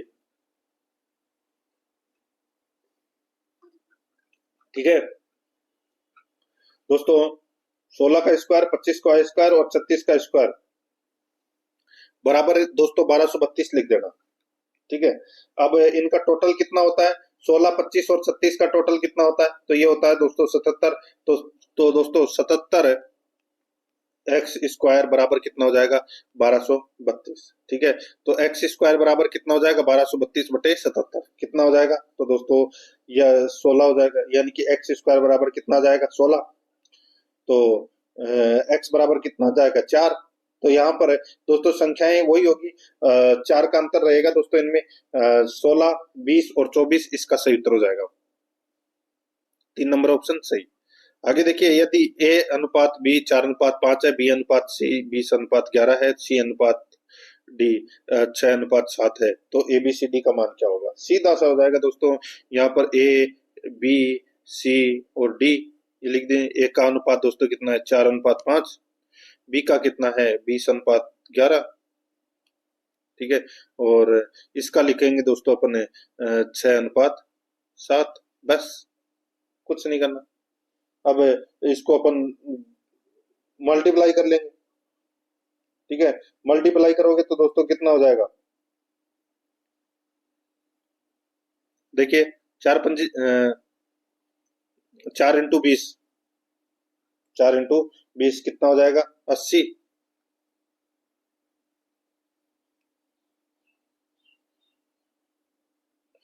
और दोस्तों 80 इंटू 6 कर लीजिए। 80 इंटू 6 करोगे तो 8 6 48, कितना हो जाएगा 480। ठीक है। उसी प्रकार दोस्तों यहाँ पे 5 इंटू 11 कर लीजिए।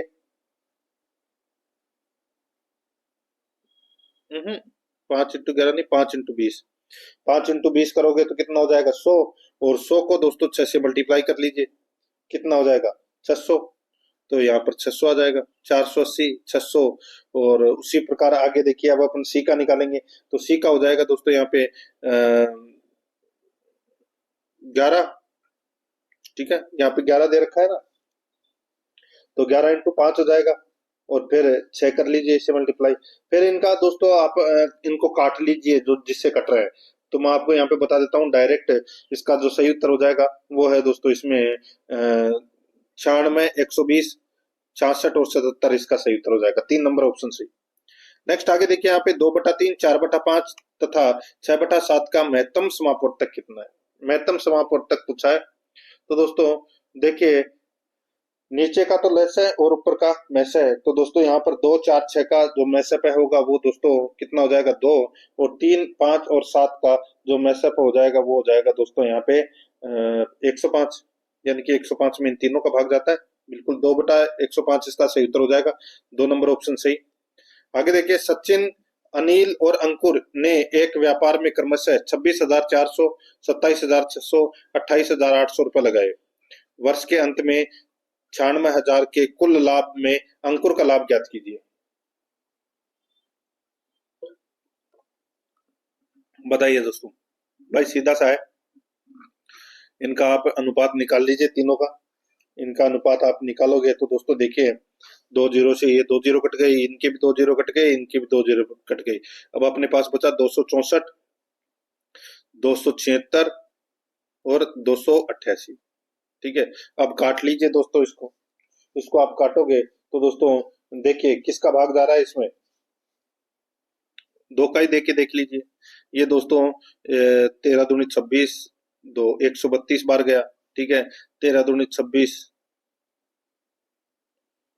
138 बार गया। ये गया दोस्तों 144 बार। फिर 2 से कट रहा है ये दोस्तों, यानी कि अब कितना आ गया, अब आ गया दोस्तों ये 66। ठीक है, 66 बार गया। और दोस्तों इसका आधा कितना होता है? तो 6 और 9 100 सॉरी 69 होता है। इसका आधा कितना होता है? तो इसका आधा होता है दोस्तों 72। अब देखिए 3 से कट रहेंगे तो ये 22 × 66 और ये 23 से कटा और ये दोस्तों किस से कट रहा है? तो ये 24 से, यानी कि 22:23:24 आ रहा है। ठीक है, और इनका अनुपातों का योग कितना होगा? 69। कुल लाभ दोस्तों यहाँ पर दे रखा है 69,000। तो अंकुर का भाग घात करना है, तो अंकुर का भाग कितना है? अंकुर का अनुपात कितना है? अंकुर कितने नंबर पे? तीसरे नंबर पे, और तीसरे नंबर का अनुपात कितना है? 24। तो यहाँ पे 24 बटे अनुपातों का योग 69 इंटू 69,000, बस काट लीजिए, ये 1000 बार कट गया। तो 24 इंटू 1000 कितने हो गए? 24,000। यहाँ पर 3 नंबर ऑप्शन सही। आगे देखिए 118 नंबर प्रश्न है, एम एफ तथा एम मिलकर एक कार्य को 8 दिन में कर सकते हैं। एफ अकेला उसी कार्य को 12 दिन में कर सकता है। एम उसी कार्य को अकेला कितने दिनों में कर सकता है? तो कितने दिनों में कर सकता है दोस्तों? यहाँ पर इसका जो राइट आंसर हो जाएगा सीधा सा हो जाएगा दोस्तों। देखिए एम को लगा समय, तो यहाँ पे 8 है इंटू 12 बटे 12 माइनस 8, बस यही करना है। कितना आ जाएगा? यहाँ पे 4 आ जाएगा और 12 इंटू 8 करके, और दोस्तों इसमें 4 का भाग दोगे कितना आ जाएगा? 24। तो यहाँ पर इसके 12 इंटू 8 कितने होते हैं? 96। तो 96 बटे में 4 का भाग दिया तो कितना आ जाएगा? 24। तो यहाँ पर इसका राइट आंसर 3 नंबर ऑप्शन हो जाएगा। 119 नंबर का प्रश्न है, एक व्यक्ति 10 किलोमीटर प्रति घंटा की गति से साइकिल चलाकर अपने कार्यालय 6 मिनट देरी से पहुंचता है। एक व्यक्ति 10 किलोमीटर प्रति घंटा की गति से साइकिल चलाकर अपने कार्यालय 6 मिनट देरी से पहुंचा। ठीक है, जब उसने अपनी गति 2 किलोमीटर प्रति घंटा और बढ़ा दी तो वह 6 मिनट पहले पहुंच गया। तदनुसार उस व्यक्ति के कार्यालय और उसके आरंभिक स्थान के बीच की दूरी है वो कितनी है? वो बीच की दूरी ज्ञात करनी है। तो दोस्तों सीधा सा मैं आपको बता देता हूँ, इसमें इसको आप कर सकते हैं। तो ऐसे कर सकते हैं कि माना कि जो आरंभिक स्थान और कार्यालय के बीच की दूरी है वो दोस्तों x मान लीजिए। ठीक है, x दूरी है। अब दोस्तों यहाँ पे अपन इसको ऐसे लिखेंगे, x बटा 10 माइनस x बटा 12 बराबर दोस्तों क्या हो जाएगा? 1/5 हो जाएगा। ठीक है, तो दोस्तों यहाँ पर एलसीएम निकालेंगे, तो एलसीएम निकालेंगे तो कितना आ जाएगा? 12 और 10 का तो 60 आ जाएगा। भाग दिया तो दोस्तों 10 का दिया तो इसमें 6 बार गया तो 6x माइनस दोस्तों 12 का दिया तो इसमें माइनस 5x। ठीक है, तो यहाँ पर कितना आ जाएगा? 1 बटा बराबर दोस्तों 1/5 हो जाएगा। ठीक है, 1/5। तो दोस्तों यहाँ पर 60/5 हो जाएगा, 12 किलोमीटर इसका सही उत्तर हो जाएगा। इसमें 3 नंबर ऑप्शन सही। आगे देखिए, नीचे दिए गए प्रश्न का उत्तर निम्नांकित ग्राफ का अध्ययन करके दीजिए। वर्ष 2008 में स्कूल की विविध कक्षाओं की परीक्षा में सम्मिलित और उत्तीर्ण विद्यार्थियों की संख्या। दोस्तों यहाँ पर देखिए, सभी कक्षाओं के लिए कुल सम्मिलित में से कुल उत्तीर्ण विद्यार्थियों का प्रतिशत कितना है? सम्मिलित दोस्तों यहाँ पर देखिए 50 है, 55 है। ठीक है, टोटल कर लीजिए दोस्तों, यहाँ पे 50, 55, 45 और 50, फिर 45, फिर 55, इन सब का टोटल कर लीजिए दोस्तों जो ब्लैक में दे रखे हैं। ठीक है, और एक टोटल दोस्तों आपको ये करना है जो ये व्हाइट में दे रखे हैं। ठीक है, ये वाली इनका टोटल करना है। इनका टोटल करके बस दोस्तों यहाँ पर मैं आपको बताऊं, जो उत्तीर्ण है, उत्तीर्ण कितने हो जाएंगे दोस्तों? यहाँ पे उत्तीर्ण इसमें टोटल करोगे तो दोस्तों 270 हो जाएंगे, और सम्मिलित हो जाएंगे दोस्तों इसमें कितने? 300। यानी कि 300 में से 270 है वो उत्तीर्ण हुए। तो कितने प्रतिशत उत्तीर्ण हुए? तो दोस्तों सीधा सा 270 बटे 300 इंटू 100 कर लीजिए, कितना हो जाएगा? 90%। तो यहाँ पर 2 नंबर का ऑप्शन बिल्कुल सही उत्तर इसमें हो जाएगा। तो दोस्तों इसी के साथ मैंने आपको ये मॉडल पेपर है वो कंप्लीट करवा दिया है। प्रश्न आपको कैसे लगे कमेंट में जरूर बताएं, और आराध्या रेस एकेडमी के यूट्यूब चैनल को अगर आपने अभी तक सब्सक्राइब नहीं किया तो सब्सक्राइब जरूर कर ले, बेल आइकन को दबाएं ताकि नोटिफिकेशन है वो आप सभी के पास में निरंतर पहुंचता रहे। और क्लास को लाइक नहीं किया तो क्लास को लाइक करें, अपने दोस्तों के पास में शेयर जरूर करें। मिलते हैं दोस्तों नेक्स्ट क्लास में। जय हिंद, जय भारत।